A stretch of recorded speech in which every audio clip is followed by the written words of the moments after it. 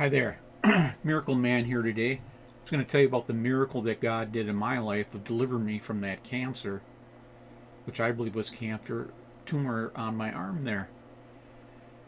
And I just want to give God the glory for that. I'm a born again person, been baptized with the Holy Spirit, has that spirit of promise that sealed my soul.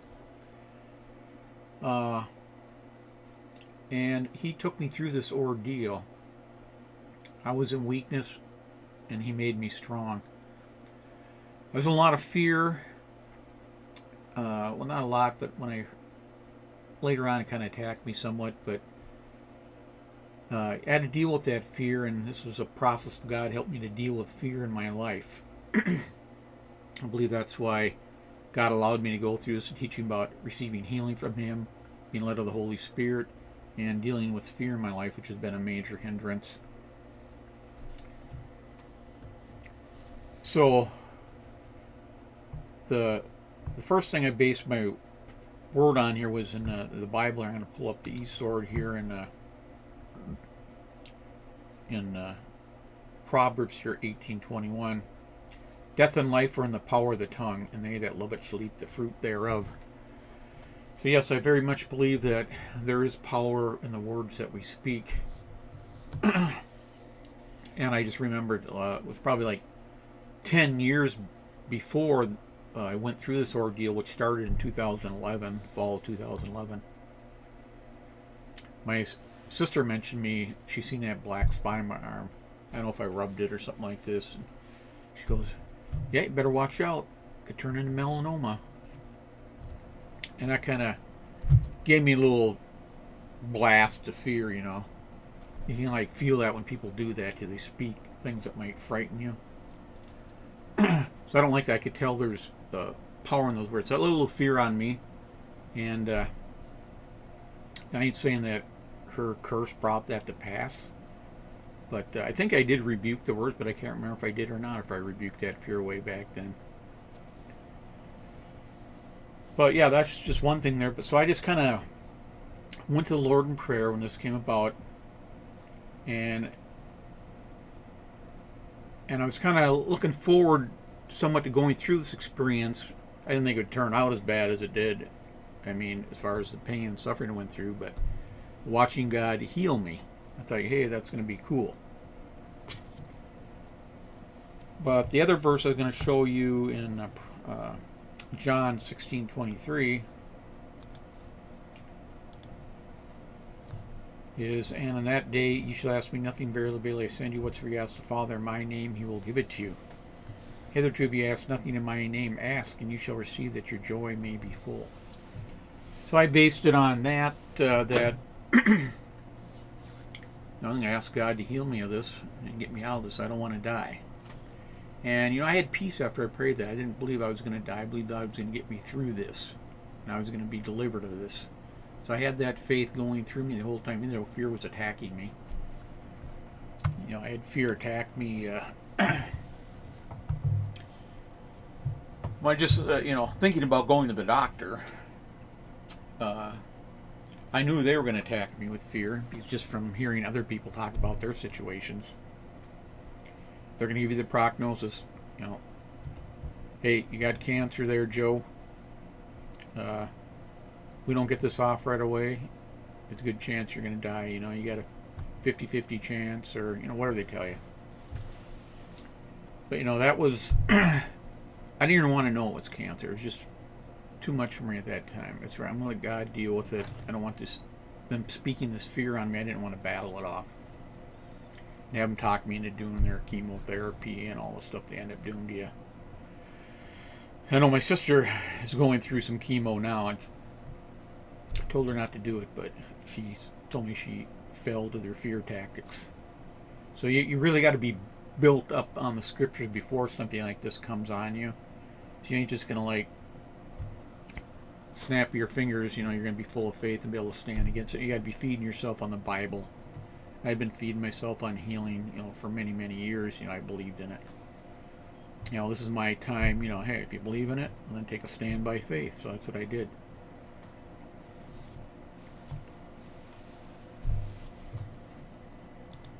So here's what it first started looking like. Might have been a little bit bigger than that.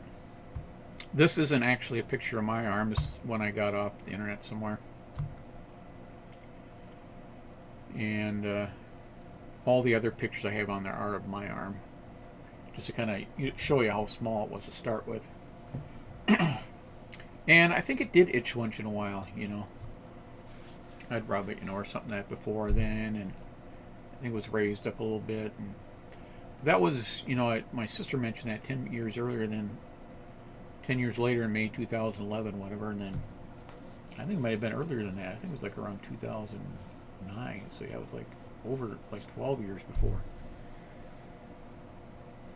But yeah, it started off like that, and first time I noticed it, I bumped my arm on something, and I got some blood running down there. What's going on here? You know, I'm rubbing my arm. Get a Kleenex and dab it up. It would stop pretty fast. Yeah, and that's the way it was there at first. I didn't even have a Band-Aid or anything on it. You know, I just noticed you bump your arm there more than you realize. So then I started putting a Band-Aid on it. That was good enough because it was small enough to put a Band-Aid on there. But after a while, after it started to grow, it took more than a Band-Aid. I had to make up some bandages out of these, like cotton pads. I'd take like 2 or 3 of these and stack them together, and I'd wrap some tape around them, some kind of medical tape, just to hold them all together. And then take an elastic bandage and wrap it, or put that on there, wrap the elastic bandage around to hold it on there. Yeah, that worked pretty good. It was smaller. Here it is. Here's a kind of a close-up, a little blurry, but you can kind of get the eye there. It's kind of like some dried blood on it. Kind of gross looking. Here's a different angle on it.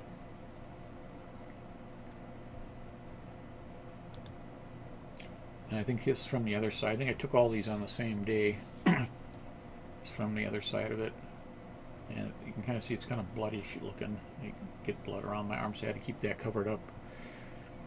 So I started getting this size here. This is like, this was in March 2012, so probably like 3, 4, 5, like 5, 6 months later. And it grew to about that big. And how big is that? You know, it's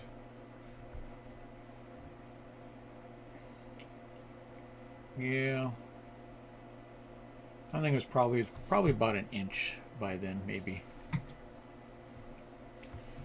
When it started getting bigger like that, then I really had to watch bumping my arm because it really started bleeding pretty good. I remember in the summer I was doing a sales job to fill in because my concrete business was so slow. I could pick up the sales job, but I could work anytime I wanted.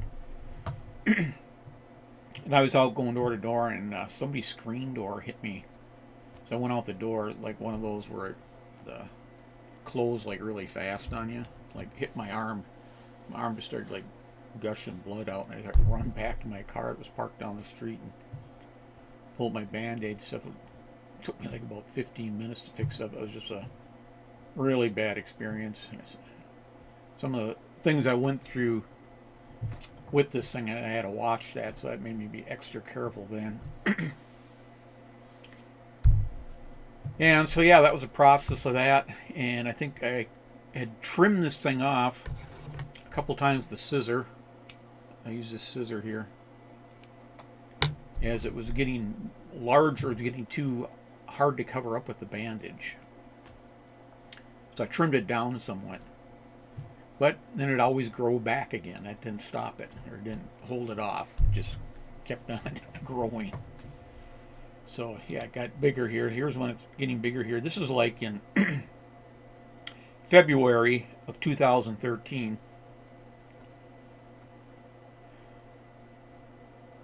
And I trimmed it down a couple times, but still, I made this point I was going to quit trimming on it. I was just going to let the Lord deal with it, whatever was going to happen. You know, I was expecting a grand miracle that one day I was going to wake up and it was going to fall off in my hand or something, you know, when I was putting a Band-Aid on it. But that ain't quite the way it worked out. It probably could have, but my faith wasn't quite at that strength. So Yeah, I had to make some big band-aids for that thing to start getting that big. Like these round ones here, that only worked on the small ones. When it got that big, I was getting these big gauze bandages and cutting up in bigger patches. And then I was like wrapping some, I don't know, was it toilet paper or something? I'd make up strips of that and just wrap it around, kind of like the trunk of it, like right here, so any blood that leaked down, it wouldn't leak down my arm and get on my shirt and whatever. So I'd have to change that. You know, when I was getting closer to the end here, oh man, this was like in February, like when I was getting like in April and stuff, you know, I'd be changing this thing like every 2 or 3 hours. It seemed like. So I was getting to be pretty big of a burden. I'd just sit there at the kitchen table some nights and be making up these bandages so I'd have them handy so I could just run in the bathroom, slap one on, and wrap my thing around and take care of it. Yeah, and I realized here, like in February, I was starting to losing a lot of blood through this, so I was getting weaker. And I got to the point in April. I actually had to quit doing my sales job, like in March. I was getting too hard to walk around. Sometime in March, I quit that. You know, and by April came, it was even hard to walk to the mailbox. And I don't think I couldn't even go to. I can't remember if I went to Walmart and bought groceries and still, and I'd use like the grocery cart like a crutch. I'd just be holding on to it and move kind of slow, buy groceries. Just to get out and move around. And yeah, I got to the point I couldn't do that anymore. I think I sent my son to the grocery store. So yeah, the lack of blood, and my kidneys were shutting down, or they weren't fully functioning, let's say, and my liver. So I started to get jaundice. So I was starting to get these toxins built in my body. So I was eating foods and stuff that would help deliver me of toxins. I can't remember what that would be, but taking some vitamins. But that didn't do it. I just got weaker, and then I started getting, the worst thing was I had a hard time sleeping. I don't know what was actually causing it, but I couldn't sleep very well. And then at night, man, this must have gone on for like 6 weeks, I think. I started getting this pins and needle thing in my skin. You can read up online. It's pretty torturous. You just feel like you tell kids you got ants in your pants or something. You just like, I just couldn't lay still. I'd lay and I feel like you're getting poked all over the place, and you just couldn't rest. So that was like torture. I'd sit up all nights, a lot of times, all night, and then somebody would get some relief during the day now. Then I could lay down and I'd actually fall asleep for a little bit. When I got really close to it, I couldn't even sleep in the afternoons. So I was getting sleep deprivation. I think out of the whole thing, that was like the worst thing: the pins and needles and the sleep deprivation. Pronounce that right. So, yeah, so I'm pretty sure, you know, it got this big here. Here it is on my arm here. From a different angle, you can see a better look at it. I did some research on it here to find out if that really was cancer. So I kind of looked up a few websites here. I looked it up. I didn't know if I wanted to look at it back then too much. So I just didn't really want to see any bad stories. But I looked it up here later just to see where we're at. So there's this one website here, and this guy has this little module here, primary melanoma with an 8mm transit lesion. You know, mine, oh man, by the time I was done here, man, it was probably like 4 to 5 inches long and maybe 3 inches wide. Oh, yeah, it was a good, man, might have been 1.5 inches thick. So it was a big clump of flesh. So yeah, this is kind of rude looking, huh? And then it looks like it's, found one here called it Nodular Melanoma. And that kind of looks like that's when mine was at the smaller stage there. Facing here, so Nodular Melanoma. That's what I diagnosed with. And then here's another one that kind of looks like mine. His poor guy, his was on the back.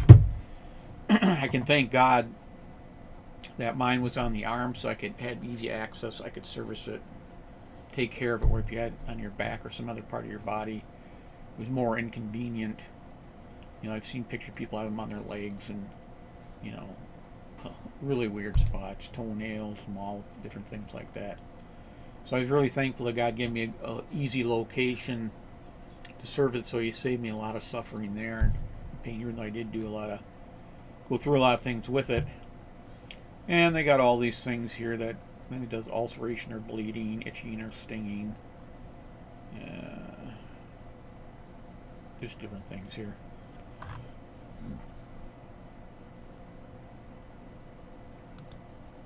And this, well, we'll just talk about that later. This talks about the cost of it.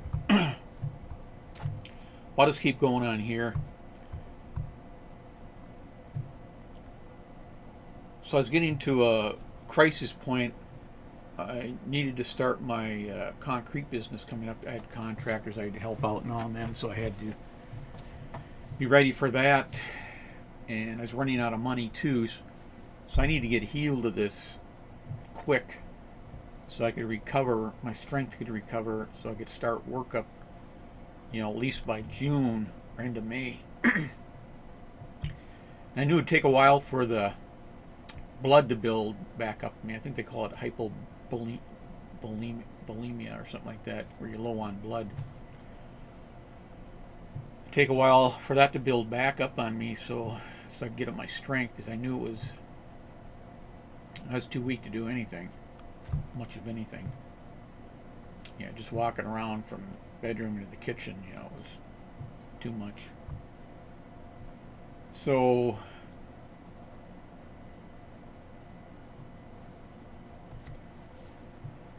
I was praying about to the Lord, and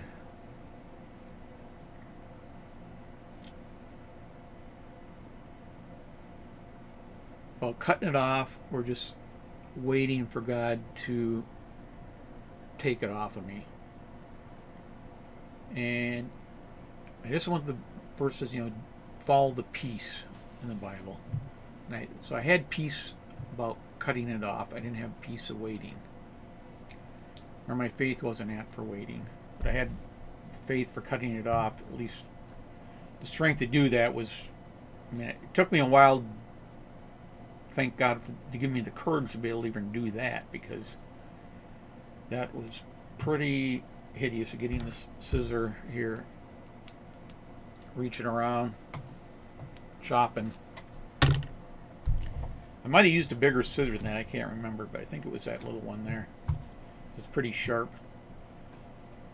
So I decided I'm going to cut it off. I knew the thing would bleed a lot, so I'd cut a big chunk off here before I cut them, like a week before I cut it all off, just to see if I could slow the bleeding down, and that didn't help. Even though I had a big chunk off it still was bleeding about the same rate, so that ain't slowing it down to give me more time to think about it. So I had to figure out a way to cut this thing off without bleeding to death, and the idea had come to me when the Boston bombing happened on April 14th there, 2013. They did a tourniquet, so the idea came to me to get my own tourniquet. So I got this shoelace and a popsicle stick I used, and I had it cut down. I cut these long extra parts off, but I would just put the popsicle stick in here, get this wrapped around the trunk of the tumor, lash through that thing, and I just start twisting. Twist that till I choked it off. I get that really tight.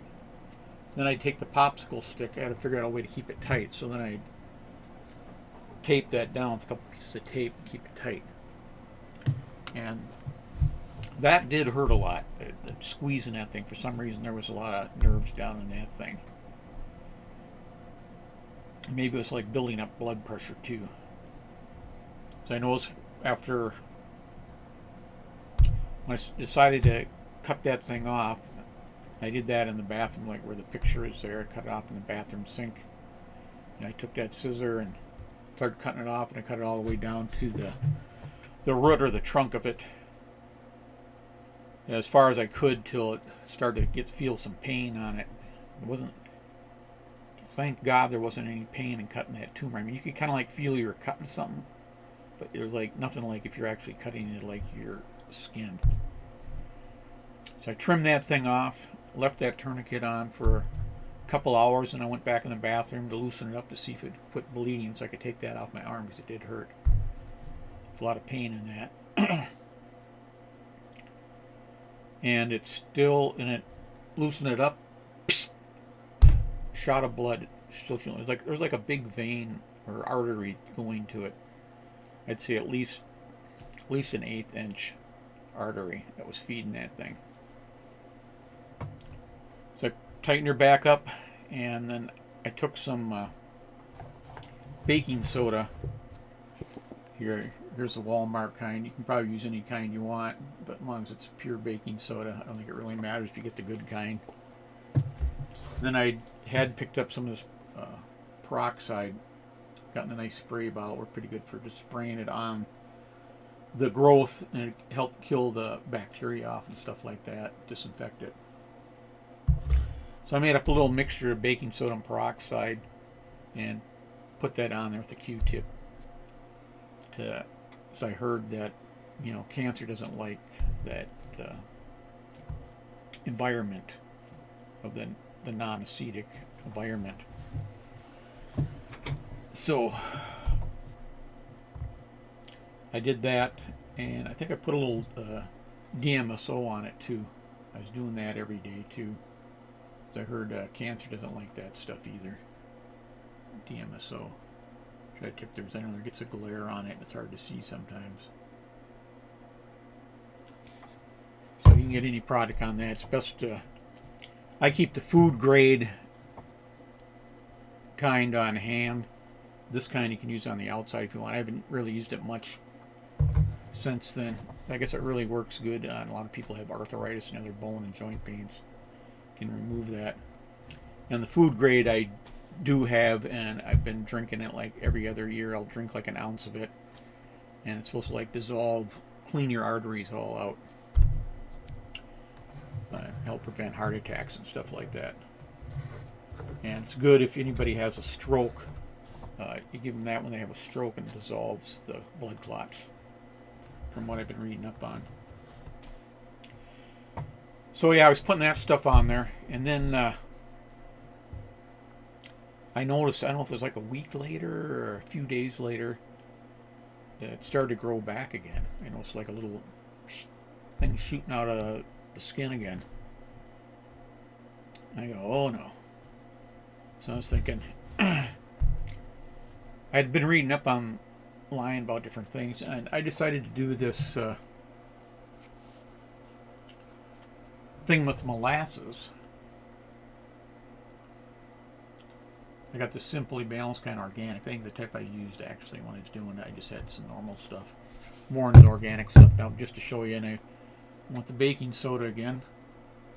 And there was this guy online who got healed of cancer. I don't know if he had prostate cancer or what it was, but he mixed up a batch of this stuff. And can't quite remember how to do it, but it'd be the molasses and baking soda. You heat it up, maybe put a little water in there or something else. And I'd make up a batch of that, and then I'd take like 3 teaspoons a day, morning, noon, and night. Like for the first week, I got my pH pretty high.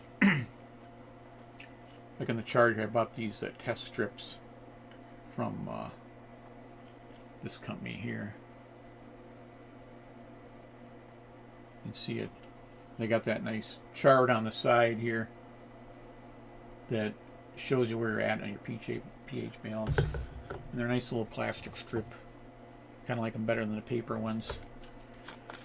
And they can tell you where you're at in your pH. So I got my pH and got it really high for like a week. Cancer cells ain't supposed to live in that type of environment. get it to penetrate into my cells and in my blood and everything, get that high pH value. And then I tapered it down for like a week, and then I had to quit because drinking all that soda was causing my body to hold water, and I was bloating really bad. That was causing my legs to itch really bad. And my wife mentioned that to me, and I didn't realize that. I was so low on blood, and my kidneys weren't still working good, or my liver, so it wasn't processing everything the way it was supposed to.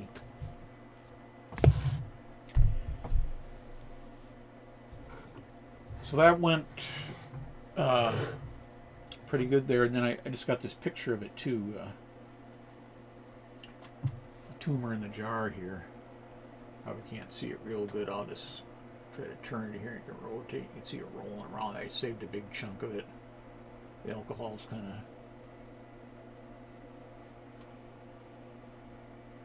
going down on it a little bit. I just saved a chunk just to kind of remind me. And so I look at that. I keep in the cupboard over here, and I can show people. And then it reminds me whenever I see it, I can say, "Thank God for delivering me of that tumor." It kind of like brings reality.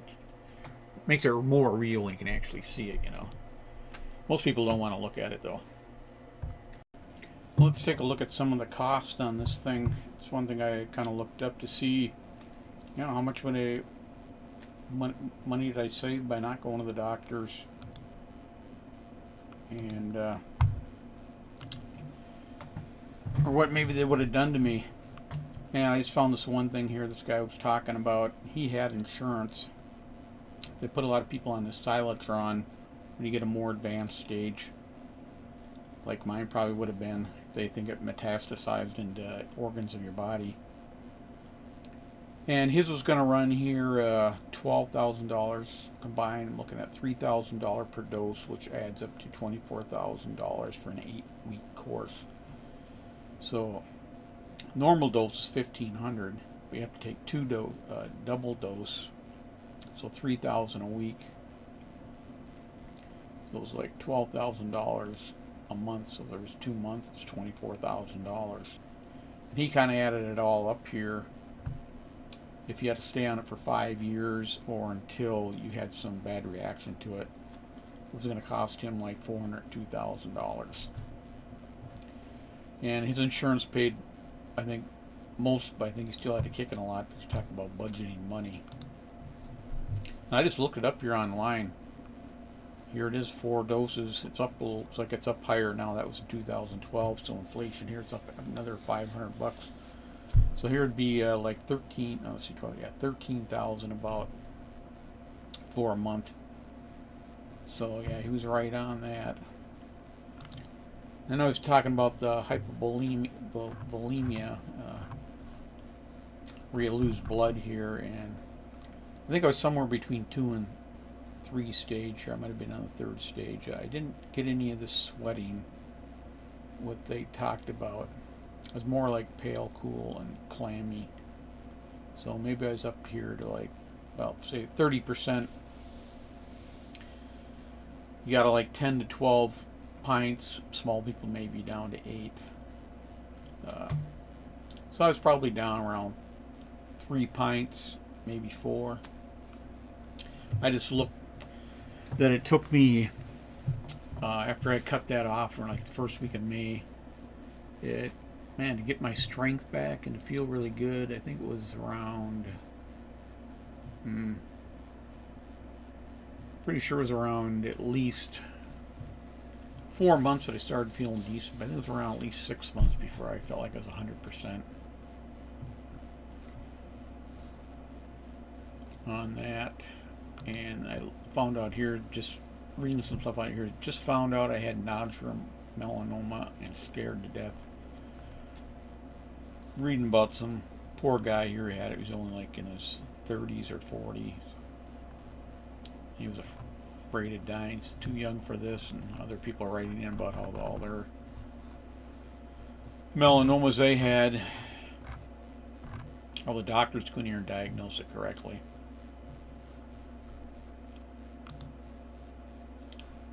So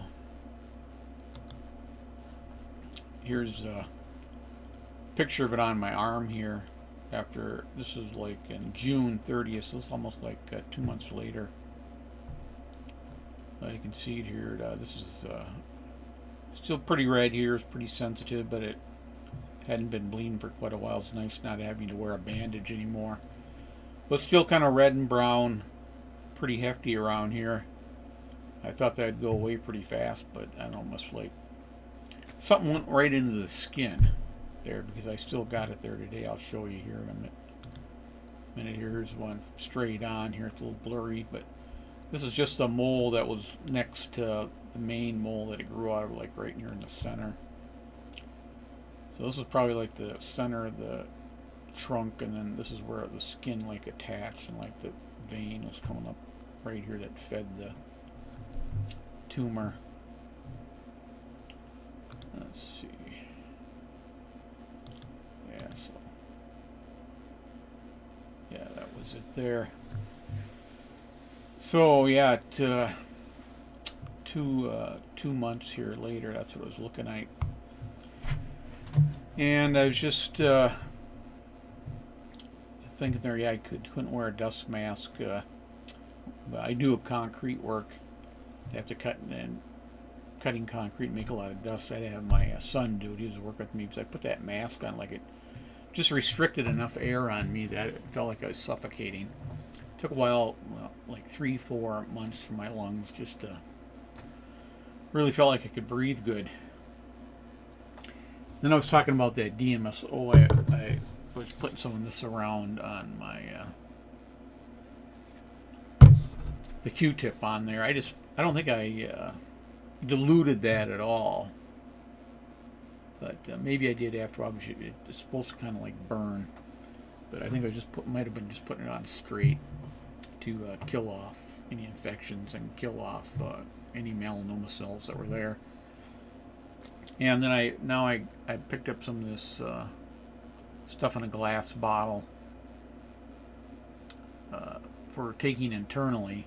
And this stuff, you can get directions online for it, but you dilute it like 1 ounce to like 8 ounces of orange juice. And I would drink that like every other year. And that like helps cleanse out your arteries, any fat deposits that are building up or anything like that. It dissolves them. And I heard even that if you go in for it works great for strokes, and even if you get a stroke and stuff, medical industries, they even use that stuff too at the hospitals. They might have some other chemical they use too, but it's a good natural way. So I just keep that on there for in case anybody has trouble that I know, or if something happened here too. Strokes don't really run in my family or anything, but I think heart attacks, a couple of my grandparents had those. So yeah, the DMSO is a good thing. You just read up on that if you haven't heard about that. So yeah, the Lord's done a lot of miracles in my life over the years. Financial miracles, healing miracles, just taking care of us and providing for me on the job site, on my job. I've had just many coincidences where a job could have failed on me and God had the answer there for me. I was just thinking of one time, I was wheeling some concrete around the back of this house. I was doing some footings, and I don't know, it might have been about 3-4 yards worth. I had these 2 guys hired on. This one new guy wasn't used to it. He got sick and tired on me. It was a hot day, so he had to stop. He's kind of like getting heat stroke. The Lord provided me with the concrete driver. He started wheeling concrete for me. He was wheeling and putting it in the wheelbarrows at the same time. He was an old concrete guy, and he helped wheel and filled in for it. I need to get that done right away and that hot, or I could have lost all my concrete because it sets up so fast. Yeah, so yeah, there's a lot of blessings there. So I just want to point out, about suffering somewhat. I've studied up on suffering so much, and Christians got kind of like this thing, and the world doesn't understand suffering and all. They're always wondering, why does God allow people to suffer? You can see all the bad things in the world. And what I came up with Here, I'm just going to pull up a verse again here.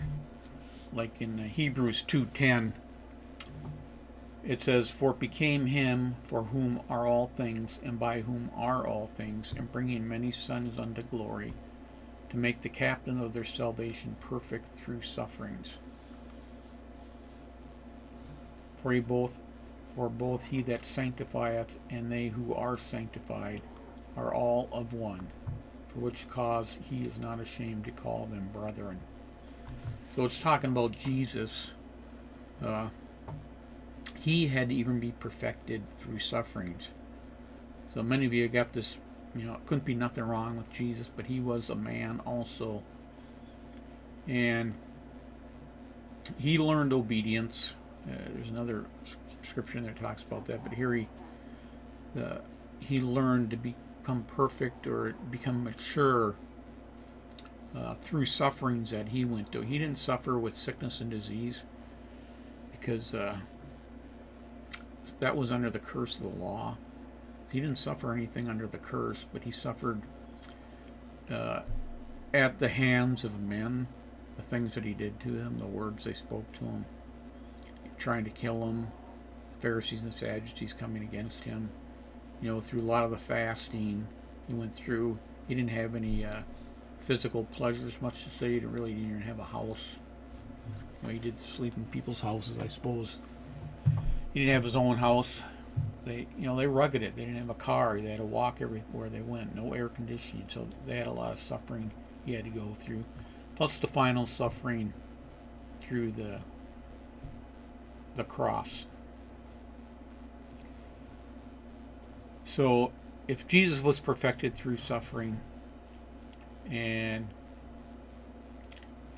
we are the same as Christ, we're supposed to follow in his footsteps, God's going to allow us to go through suffering too, because suffering does teach us things. And another verse here in Philippians 2:10 or 3:10, "that I may know him and the power of his resurrection and the fellowship of his sufferings, being made conformable unto his death." So we can know Christ. We want to know the power of his resurrection, that Holy Spirit, and the fellowship of his suffering. So we can fellowship with Christ. We know he suffered a lot of things. We suffer.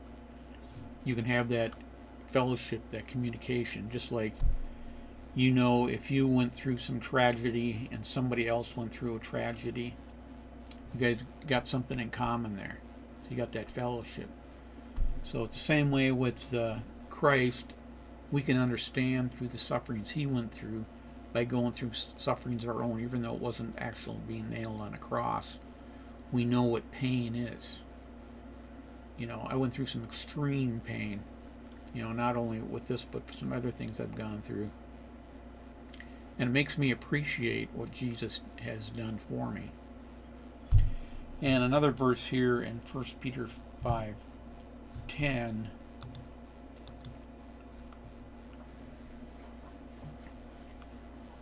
"But the God of all grace, who hath called us unto the eternal glory by Christ Jesus, after that ye have suffered a while, make you perfect, establish, strengthened, and settled you. To him be glory and glory forever. Amen." So God, it's just kind of what we've been saying here. He's going to use, after you have suffered, he's going to make you perfect. He's going to mature you in the faith. It's going to crucify your flesh, the flesh of your desires, establish you and strengthen you, and settle you in the faith. So it's good. Suffering is good for you. It helps purge sin out of your life, just the way Job did. Job had some sin there. He had some pride he had to deal with he didn't know about, and God had to bring him through this suffering and get that sin out of his life.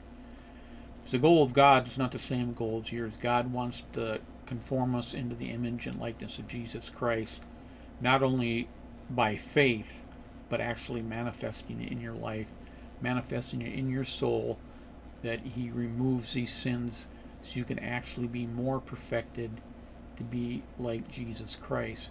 So God's going to allow you to go through suffering if you're one of his children. go through correction and hardship, so that many times you need that to draw to Christ, to draw to Him. Because a lot of times you won't. You'll just live in the world. You like easy street. Everybody does. So God has to crucify your flesh, help you, put you on the cross, so you can die. Because that's the whole thing through baptism. We die to ourselves and let Christ live out of our lives. So God uses these things to help us die to ourselves. So I hope that kind of explains somewhat what suffering is good, even though it doesn't feel good, but ends up having a good result in your life if you look at it with the right perspective. Now, I've read a lot of things where worldly people read about it and they just criticize God as cruel, evil. They totally don't understand it. But you can only understand it when you get the mind of God by reading the Bible and understanding His ways. And His ways are not our ways. He's not trying to get the same things that men in the world are trying to get. You know, rest, ease, glory, comfort, big homes, big cars, fancy vacations, and never have any problems in life. But God's here to take us through our problems, to help us through those, and to use those to help mature us in the image and likeness of Jesus Christ. So, kind of hope that helps you explain where I was coming from. You know, I wasn't in a hurry to get rid of this thing. I wanted to watch the glory of God work through me, and it took longer than I thought. You know, but I came to that point where I just felt like, Lord, I had to do something, and that's how He led me to do it, by cutting it off. And if there was any melanoma cells there, God took care of those, or what He told me to take did. You know, it's up to you. Believe what you want to believe. But there's hope in God. You get melanoma, you don't have to die. I would say, you know, if you don't have faith to do it on your own and with God, then go to the doctors, or you can do it in between the two. But I've just never learned to trust the doctors somewhat. I think they're good in emergencies, but in a lot of these other things, you know, it's just kind of like, you know, they just do what they were taught in school. And I believe more in the natural thing. You know, there are some more natural type doctors out there that go along with these new ideas that are coming out there, but they're hard to find. So God bless you. Thanks for listening, and just remember, when stuff comes at you, God will be there with you to help you through it. And I was just thinking too that when Adam and Eve sinned, that this whole world was put under a curse. We're under a curse, and Jesus came to get us out of that curse. So anybody that doesn't come to Jesus to get out from underneath that curse, they're going to be under that curse. So people wonder why there's bad in the world. There's just that Satan's here, and he's bringing bad on you. And the only way to get out of that bad is to come to Jesus Christ. And then even when you come to Jesus Christ, some of that bad is still going to come on you, because you're still going to be sinning, and when you sin, it brings a curse. So even though Jesus took all the sins off you, you need to manifestly have sins removed from you. You need to confess those sins and get them cleansed from you, and actually quit sinning, because the more you sin as a Christian, the more bad things are going to happen to you. So the whole idea is to be sanctified and get cleansed of these sins, and then less bad things will be happening to you. Because there's not that much that you're not breaking the law as much, so that curse can't come on you. I know this is probably different in a lot of people's theology, but just keep studying the Bible. And we're all at different growth rates in our maturity with Christ. So some people are on one end where they don't understand much, and some people are more on the other end. So things I'm saying may not make sense to you. If you're drinking more milk, a person who's on more meat will be looking at me and say, "Hey, yeah, that's he's going in the right direction, but there's a lot more he can understand. So that's the way it is. So it's best not to criticize too much, or me, or like anybody out there, because everybody's at a different growth rate. Unless they're totally in some false doctrine where they're sending people to hell. Those are ones where the God will correct them. He'll send prophets out there to correct them and stuff, and different people on the internet that come down on them. But so many times I see people correcting people, and I look at it and say, man, they're off as much as this guy they're trying to correct. So whatever, a little side trip there. So God bless you. Have a good year.